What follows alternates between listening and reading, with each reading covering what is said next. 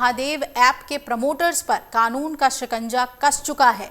App के promoter और mastermind Saurabh Chandrakar को दुबई में नजरबंद कर लिया गया है। प्रवर्तन निदेशालय के अनुरोध पर संयुक्त अरब अमीरात सरकार ने चंद्राकर के खिलाफ जारी रेड कॉर्नर नोटिस पर संज्ञान लेते हुए ये कदम उठाया है। हालांकि ईडी ने आधिकारिक रूप से इसकी पुष्टि नहीं की है और इस बारे में कुछ मीडिया समूहों ने सूत्रों के हवाले से खबर दी है। दुबई में सौरभ चंद्राकर के ठिकाने पर ताला लगाकर उसे नजरबंद कर दिया गया है, ऐसी खबर सामने आ रही है। चंद्राकर को जल्द ही भारत भी लाया जा सकता है। दुबई से मिली खबरों के मुताबिक सौरभ चंद्राकर को घर से बाहर निकलने की अनुमति नहीं दी गई है और कहा जा रहा है कि उसे छोड़ा गया तो वो भाग सकता है। यूएई के अधिकारियों ने उस पर लगातार नजर टिका रखी है। दुबई के अधिकारी भारतीय अधिकारियों की ओर से उसके प्रत्यर्पण की प्रक्रिया शुरू करने का इंतजार कर रहे हैं। महादेव बैटिंग ऐप ऑनलाइन सट्टेबाजी के लिए बनाया गया था और इस पर users poker, card games, chance games नाम से लाइव गेम्स चलते थे। ऐप के जरिए क्रिकेट, बैडमिंटन, टेनिस, फुटबॉल जैसे खेलों और चुनावों में अवैध सट्टेबाजी भी की जाती थी। अवैध सट्टे के नेटवर्क के जरिए ऐप का जाल तेजी से फैला और सबसे ज्यादा खाते छत्तीसगढ़ में खुले।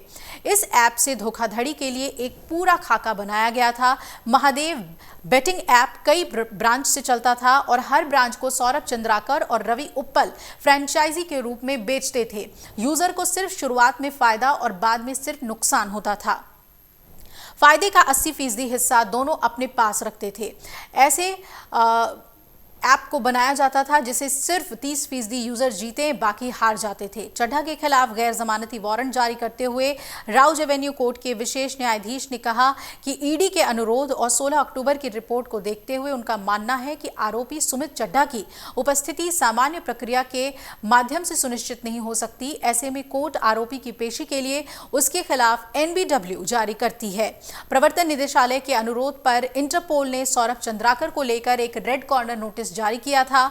मिडिल ईस्ट के देश इस रेड कॉर्नर नोटिस पर ही कार्रवाई कर रहे हैं और खाड़ी देश के अधिकारी इंतजार कर रहे हैं कि एक बार फिर भारतीय अधिकारी चंद्राकर के भारत प्रत्यर्पण की प्रक्रिया शुरू कर दें तो वो उसे तुरंत गिरफ्तार कर लें। भारत ने यूएई के साथ प्रत्यर्पण समझौता किया हुआ है जिससे चंद्राकर को भारत लाना आसान हो जाएगा। छत्तीसगढ़ के रायपुर में मनी लॉन्ड्रिंग रोकथाम अधिनियम यानी PMLA की एक विशेष अदालत के समक्ष एक केस पहले से चल रहा है। इस केस के आधार पर ही महादेव ऐप के प्रमोटर सौरभ चंद्राकर के खिलाफ मनी लॉन्ड्रिंग की जांच चल रही है। जांच का जिम्मा देश की केंद्रीय एजेंसियों के पास है। जांच एजेंसी के मुताबिक सौरभ चंद्राकर और रवि उप्पल नाम का एक अन्य प्रमोटर यूएई में बनाए गए अपने ऑफिस के जरिए महादेव बेटिंग ऐप को ऑपरेट करते थे।